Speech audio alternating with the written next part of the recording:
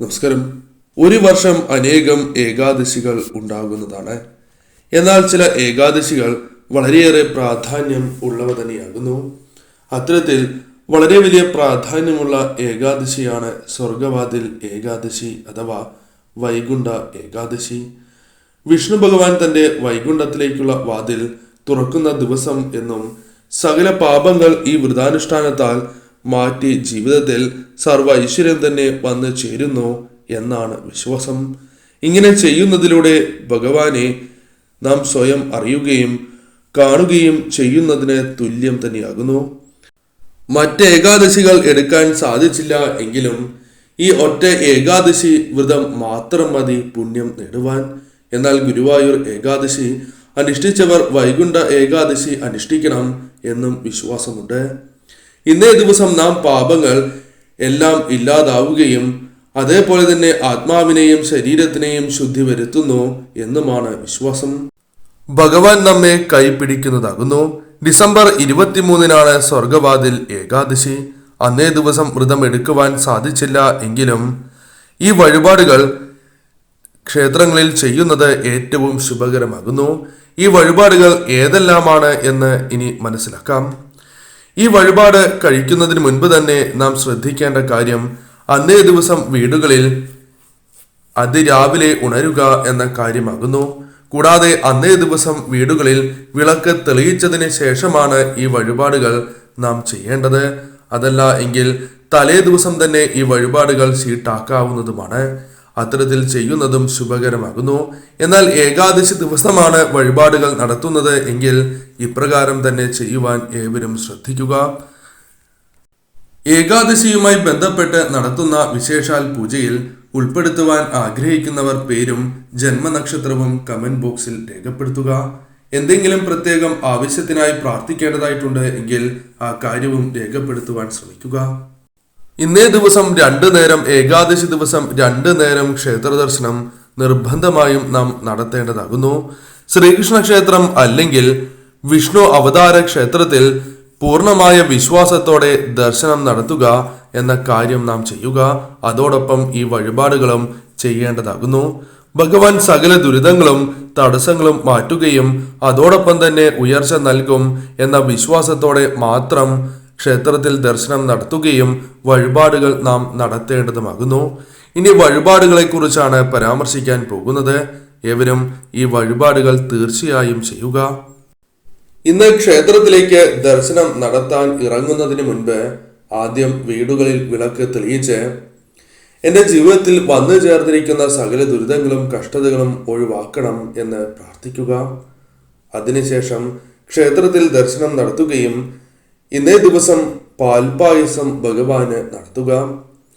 പാൽപായസം നടത്തുന്നതിലൂടെ ചില സവിശേഷമായ ഫലങ്ങൾ പ്രധാനമായും ആ വ്യക്തികൾക്ക് വന്ന് ചേരുന്നതാകുന്നു. അതിൽ പ്രധാനപ്പെട്ടതായി പറയുവാൻ സാധിക്കുന്നത് ധനധാന്യ വർധനവാകുന്നു. അത്തരത്തിൽ ബുദ്ധിമുട്ടുകൾ അനുഭവിക്കുന്നവരാണ് എങ്കിൽ ആ പ്രയാസങ്ങൾ മാറുവാൻ പാൽപായസം നടത്തുന്നത് ഏറ്റവും ശുഭകരമാകുന്നു. ഗൃഹനാഥൻ അല്ലെങ്കിൽ ഗൃഹനാഥയുടെ പേരിലാണ് ഈ വഴിപാട് നടത്തേണ്ടത്. ഗൃഹനാഥന്റെ പേരിൽ തന്നെ നടത്തുവാൻ ശ്രദ്ധിക്കുക. ഇനി ഗൃഹനാഥനില്ല എങ്കിൽ ഗൃഹനാഥയുടെ പേരിൽ നടത്താവുന്നതാകുന്നു. അല്ലെങ്കിൽ ആരാണോ ആ കുടുംബം ഇപ്പോൾ പുലർത്തുന്നത് ആ വ്യക്തിക്ക് ഉയർച്ച വന്നു ചേരുകയാണ് എങ്കിൽ തീർച്ചയായും ആ കുടുംബത്തെ അത് അനുകൂലമായി തന്നെ ബാധിക്കുന്നതാണ്. അതിനാൽ തന്നെ തീർച്ചയായും ആ വ്യക്തിയുടെ പേരിൽ നടത്തുക. ഗൃഹനാഥനുണ്ട് എങ്കിൽ ഗൃഹനാഥന്റെ പേരിൽ തന്നെ നടത്തുവാൻ ഏവരും ശ്രദ്ധിക്കുക.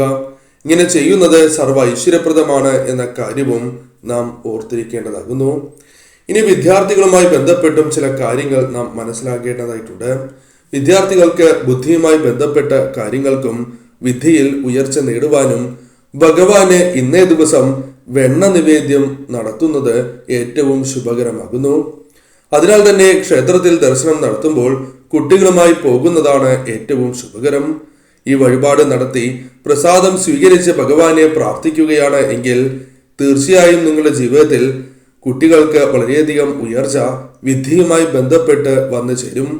ബുദ്ധിയുമായി ബന്ധപ്പെട്ടും ഏറ്റവും ഉത്തമം തന്നെയാണ് ഇങ്ങനെ ചെയ്യുന്നത്. അതിനാൽ ഈ വഴിപാട് നടത്തുവാൻ ഏവരും ശ്രദ്ധിക്കുക. ആ ഗൃഹനാഥന്റെ പേരിൽ അല്ലെങ്കിൽ ഗൃഹനാഥിയുടെ പേരിൽ കുടുംബം പുലർത്തുന്ന ആ വ്യക്തിയുടെ പേരിൽ നടത്തേണ്ട മറ്റൊരു പ്രധാനപ്പെട്ട വഴിപാട് ഭാഗ്യസൂക്താർച്ചനയാകുന്നു. ഈ വഴിപാട് നടത്തുന്നതിലൂടെ അവരുടെ ജീവിതത്തിൽ ഉയർച്ചയ്ക്ക് സഹായകരമായ കാര്യങ്ങൾ സംഭവിക്കും. ഭാഗ്യം അവർക്ക് സിദ്ധിക്കും. അതേപോലെ തന്നെ സാമ്പത്തികപരമായ അഭിവൃദ്ധി അവർക്ക് ജീവിതത്തിൽ വന്ന് ചേരുകയും ചെയ്യും. അതിനാൽ തന്നെ തീർച്ചയായും ഇന്നേ ദിവസം നടത്തുകയാണ് എങ്കിൽ ഇരട്ടി ഫലം തന്നെയാണ് വന്നു ചേരുക. അതിനാൽ ഈ വഴിപാടും നടത്തുന്നത് ഇന്നേ ദിവസം നടത്തുന്നത് ഏറ്റവും ശുഭകരം തന്നെയാകുന്നു. ഇന്നേ ദിവസമാകുമ്പോൾ ഇരട്ടി ഫലം നൽകും എന്നതാണ് മറ്റൊരു പ്രത്യേകത. അതിനാൽ ഭാഗ്യസൂക്താർച്ചനയും ഇന്നേ ദിവസം നടത്താവുന്നതാകുന്നു. അതിനാൽ ഈ ഒരു കാര്യവും നിങ്ങൾ ഓർത്തിരിക്കുക. മറ്റൊരു കാര്യം കാര്യവിജയവുമായി ബന്ധപ്പെട്ടാണ്.